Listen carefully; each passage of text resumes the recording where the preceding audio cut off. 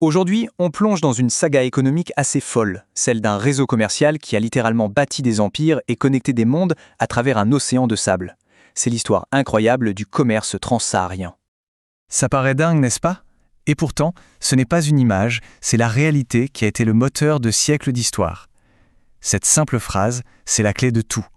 Elle explique comment des peuples, séparés par le plus grand désert du monde, sont devenus dépendants les uns des autres pour leur survie et leur prospérité. Pour bien comprendre ce commerce, il faut d'abord changer complètement de perspective. Oublier l'image du Sahara comme une barrière infranchissable.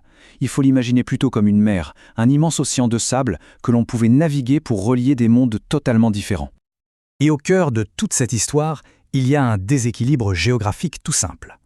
Au nord, en plein désert, on trouve des mines de sel, une ressource vitale, indispensable à la survie.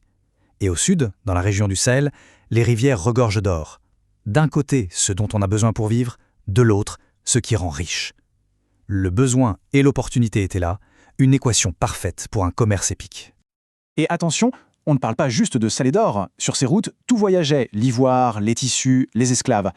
Mais ce qui est peut-être encore plus important, c'est que les idées aussi circulaient. La religion, les sciences, l'architecture, tout ça a traversé le désert, façonnant en profondeur les civilisations de chaque côté. Alors concrètement, comment ça fonctionnait? Comment organisait-on un commerce aussi monumental en plein désert? Eh bien, il y avait 3 éléments absolument essentiels. Voici la technologie de pointe de l'époque, le dromadaire. Ce n'est pas juste un animal de transport, c'est une merveille de la biologie, un vrai 4x4 du désert. Sa capacité à créer sa propre eau grâce à son métabolisme lui donne une endurance incroyable. C'est simple, sans lui, pas de commerce à grande échelle. Le dromadaire a été pour le Sahara ce que le navire a été pour les océans. Deuxième clé, une logistique de fer. On ne partait pas à l'aventure comme ça. Organiser une caravane, c'était une opération colossale. Des mois de préparation, des convois qui pouvaient atteindre des milliers de dromadaires, de véritables villes en mouvement pour se protéger des pillards. Et bien sûr, des guides experts qui connaissaient le désert comme leur poche. La survie de tous dépendait d'eux. Et puis, il y a cet aspect peut-être le plus fascinant, le commerce silencieux. Imaginez la scène. Des marchands du Nord arrivent, déposent leurs plaques de sel, puis se retirent. Ensuite, les producteurs d'or sortent de leur cachette, examinent la marchandise et déposent à côté la quantité d'or qu'ils estiment juste. Personne ne se parle, personne ne se voit. Tout était basé sur la confiance et la réputation. C'est une preuve incroyable que le commerce peut fonctionner au-delà des barrières de la langue et de la culture. Forcément, un commerce qui génère autant de richesses, ça attire les convoitises et ça donne des idées.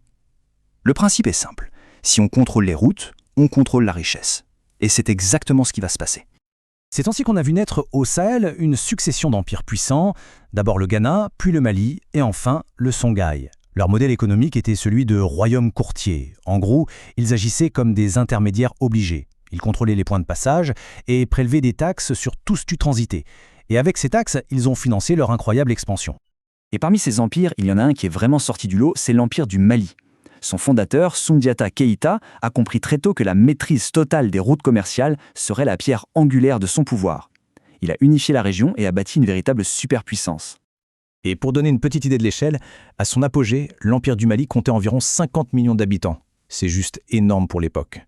C'est comparable à la population de toute l'Europe au même moment, un territoire immense avec des dizaines de peuples différents. Toute cette richesse n'a pas servi qu'à financer des armées. Elle a aussi permis un incroyable âge d'or culturel. Des villes comme Tombouctou sont devenues des capitales intellectuelles mondiales. Il ne faut pas imaginer juste un grand marché, mais plutôt l'équivalent de la Sorbonne ou d'Oxford, avec des universités et des bibliothèques dont la renommée allait jusqu'au Moyen-Orient et en Europe. Mais voilà, cette prospérité incroyable, cet âge d'or du Sahara n'allait pas durer. À partir du XVIe siècle, les règles du jeu mondial ont commencé à changer. Et très vite. Le grand bouleversement, le game changer, il est venu de la mer. Les navigateurs européens, les Portugais en tête, ont eu une idée simple. Pourquoi s'embêter à traverser le désert pour l'or, alors qu'on peut aller le chercher directement, à la source, sur la côte, avec des bateaux? Et là, c'est toute la carte économique du monde qui a été redessinée. On est passé d'un axe vertical, nord-sud, à travers le désert, à un tout nouvel axe horizontal, ouest-est, le long de la côte atlantique. Les routes du désert n'ont pas juste été contournées, elles ont été complètement court-circuitées. C'est le début de la fin pour les grands empires du Sahel. Et la colonisation européenne, plus tard, a achevé le travail. Les nouvelles frontières, Tracées à la règle sur une carte, on coupait les anciennes routes commerciales comme des coups de ciseaux. Toute l'économie a été réorientée de force vers les ports pour l'exportation. L'âge d'or du commerce transsaharien était bel et bien terminé.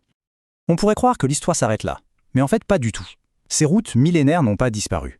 Elles se sont transformées et leur héritage aujourd'hui est beaucoup plus complexe et souvent bien plus sombre. Ce tableau résume parfaitement la situation. Les dromadaires ont été remplacés par des pick-up.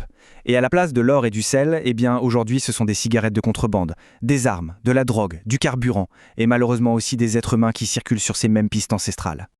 Et c'est là qu'on touche à une terrible ironie de l'histoire. Ces mêmes routes qui ont permis de bâtir des États superpuissants au Moyen-Âge servent aujourd'hui à les affaiblir. Elles alimentent une économie souterraine qui échappe à tout contrôle, finance des groupes armés et prospère précisément là où les États sont les plus faibles. L'histoire de ces routes est donc loin, très loin d'être terminée. Leur trajectoire, qui va du commerce où le sel valait de l'or aux trafics les plus dangereux, pose une question absolument fondamentale pour l'avenir de toute cette immense région du monde. Le prochain chapitre reste encore à écrire.